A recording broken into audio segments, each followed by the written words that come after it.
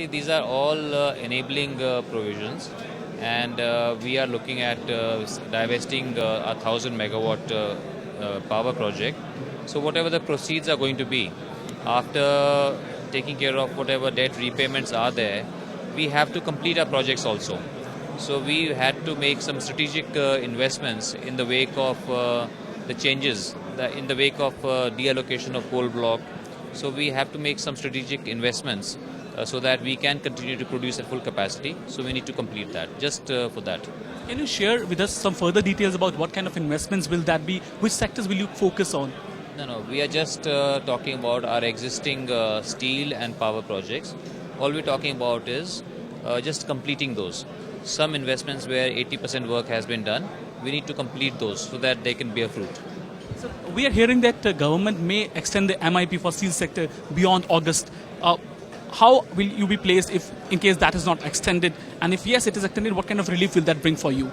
I think it's very important for the government to extend MIP because even internationally, steel prices have, are still quite low. And if given an opportunity, China would again like to dump steel in India because in China also steel industry is going through a very rough time. So it is in the interest of our Indian economy and Indian steel producers that the government must keep the MIP for much longer. Banks are working on a debt restructuring package for you. As far as you are concerned, where is that package now? Where does it stand? And as far as overall debt is concerned, where do you plan to take it? Okay, we're not really doing any debt restructuring. All we were doing was 5 by 25, which most steel companies have done. And we had suffered hugely because of coal block deallocation and having to pay more than 3,000 crores of additional levy. So that's why we had to, face all these things.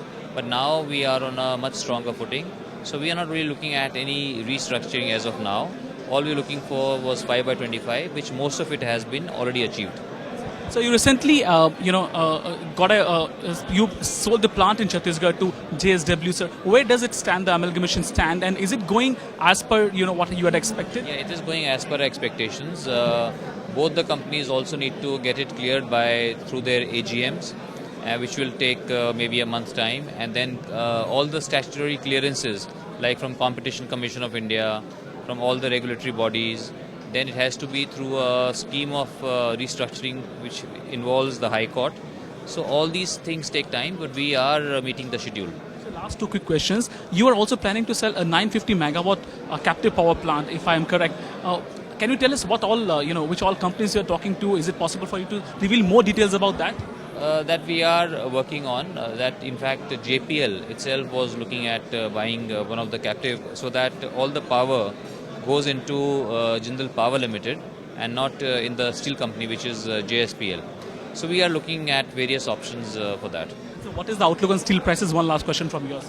Well, steel generally during the monsoon period, the construction activities does slow down. So it does have a negative impact on steel prices. But I'm sure we are all expecting for a good monsoon, and a lot of infrastructure projects are coming up. A lot of construction is going on. So we do feel that after the monsoons, the steel prices will pick up. Find us on Facebook at facebook.com/ETNow and don't forget to click the like button. You can also follow us on Twitter at ETNowLive. To stay updated with all our programming, hit the subscribe button on our YouTube channel by logging on to youtube.com/user/ETNow.